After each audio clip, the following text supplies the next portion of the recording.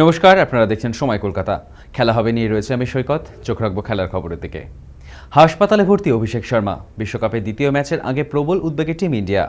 দিল্লিতে নামিবিয়ার বিরুদ্ধে অভিষেক নামতে পারবেন না বলেই মনে করা হচ্ছে। পেটের সমস্যার আগের ম্যাচ থেকেই ভুগছিলেন তিনি।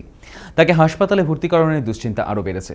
তবে অভিষেক কেমন আছেন, কবে ছাড়া পাবেন বা দ্বিতীয় ম্যাচে খেলতে পারবেন কিনা তা ম্যানেজমেন্টের তরফ থেকে জানানো হয়নি। জানা গিয়েছে অভিষেকের পাকস্থলীতে সংক্রমণ হয়েছে। আমেরিকার বিরুদ্ধে প্রথম ম্যাচের আগের থেকেই সমস্যায় ভুগছিলেন তিনি। ম্যাচের পর পরিস্থিতি আরও খারাপ হয়। জ্বরের জন্য উচ্চ তাপমাত্রা ছিল এবং তাৎক্ষণিক উপশমের জন্য ওষুধ দেওয়া হয়েছিল, কিন্তু তাতে সমস্যা কমেনি।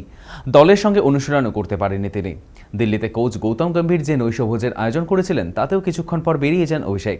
মঙ্গলবার ভারতীয় দলের সহকারী কোচ রায়ান টেন দুষ্খাতে বলেছিলেন অভিষেকের পেটের সমস্যাটা এখনও ভোগাচ্ছে তাকে, তবে তারা দুদিন বাদে মাঠে পাওয়ার সম্ভাবনা আশাবাদী, কিন্তু সেই সম্ভাবনা ক্রমশ কমছে।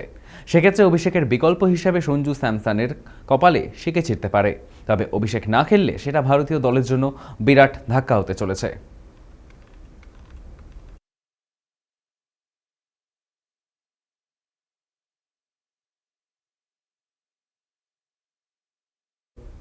ক্রিকেটের সর্বোচ্চ নিয়ামক সংস্থা আইসিসি পূর্ণ সদস্য দেশগুলির সঙ্গে সারা বছর খেলার সুযোগ থাকে না অ্যাসোসিয়েট সদস্য দেশগুলির।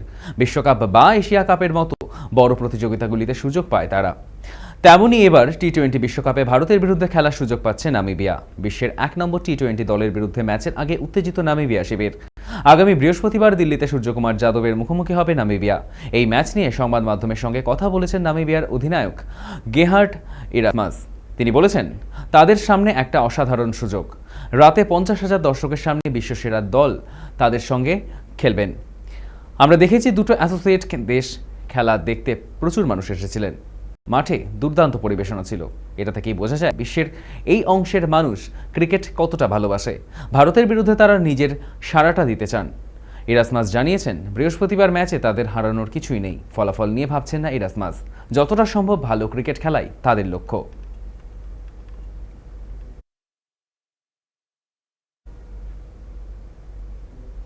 স্বস্তি বাংলাদেশের ক্রিকেট মহলে। টি-20 বিশ্বকাপ না খেললেও বাংলাদেশ কোনো শাস্তি হচ্ছে না। বিবৃতি দিয়ে বিসিবিকে আশ্বস্ত করল জয় শাহের নেতৃত্বাধীন আন্তর্জাতিক ক্রিকেট সংস্থা। আইসিসির এই সিদ্ধান্ত স্বস্তি দিয়েছে বাংলাদেশের ক্রিকেট কর্তাদের। আইসিসি কোনো শাস্তি না দেওয়ায় স্বস্তি প্রকাশ করেছেন বিসিবির অন্যতম সহসভাপতি ফারুক আহমেদ। তিনি বলেছেন ভারতের টি-20 বিশ্বকাপ খেলতে না যাওয়ার তাদের মনে নানান আশঙ্কা ছিল। শেষ পর্যন্ত কোনো শাস্তি না হওয়ায় তারা স্বস্তি পেয়েছেন। তারা নির্বাসিত হতে পারতেন, আর্থিক শাস্তিও হতে পারত তাদের। তেমন কিছুই হচ্ছে না। বিশ্বকাপ না খেলায় বড় আর্থিক ক্ষতির সম্ভাবনা ছিল তাদের। এই আর্থিক ক্ষতির ধাক্কা তাদের পক্ষে হয়তো সামাল দেওয়া সম্ভব হতো না। তাদের একটা প্রতিযোগিতা আয়োজনের দায়িত্ব দেওয়া হতে পারে, হয়তো মহিলাদের কোনো বিশ্বকাপ।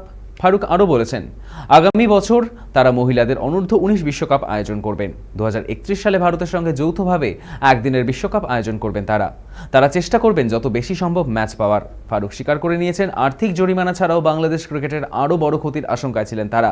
তেমন কিছু না হয় তারা একরকম হাঁপ ছেড়ে বেঁচেছেন।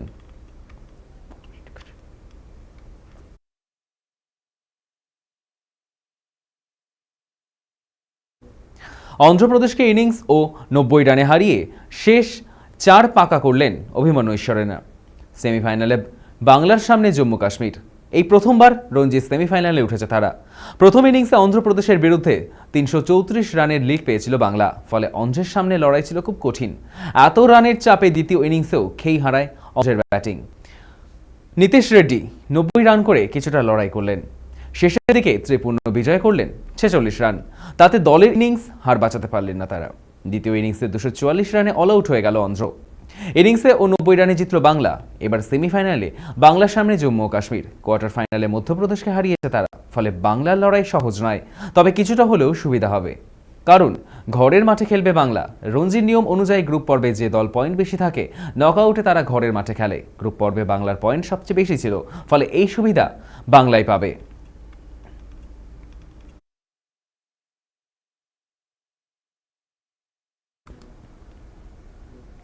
আইএসএল খেলার মাঠ নির্বাচন নিয়ে ইস্টবেঙ্গল ক্লাব ও ইনভেস্টরদের দ্বন্দ্বে এবার সম্ভবত ইতি পড়তে চলেছে।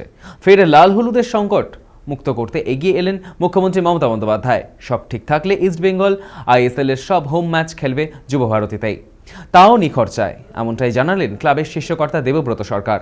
এমনিতেই এবারে লিগ শুরু হচ্ছে অনেক পরে। সংক্ষিপ্ততম আইএসএল এর জন্য রীতিমতো তেড়ে ফুড়ে অনুশীলন করছেন ক্রেসপো, সৌভিক চক্রবর্তীরা। কড়া নজর হেড স্যার অস্কার ব্রুজোর।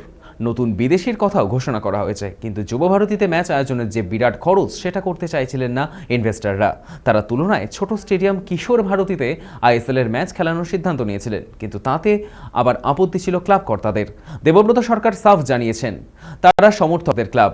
আইএসএল এর ম্যাচের জন্য সমর্থকেরা দীর্ঘদিন অপেক্ষা করছিল। কিশোর ভারতীতে খেললে সবাইকে টিকিট দেওয়া সম্ভব হবে না। যদি সমর্থকেরা মাঠেই যেতে না পারে, তাহলে তাদের কর্মসমিতির কেউ মাঠে যাবে না।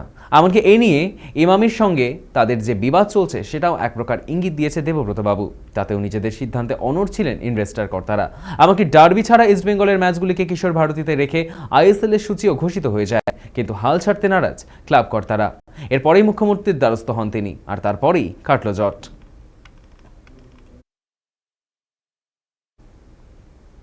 খেলা হবে এখনকার মতো এই পর্যন্তই। দেখতে থাকুন সময় কলকাতা, সময় বলবে সময়ের কথা।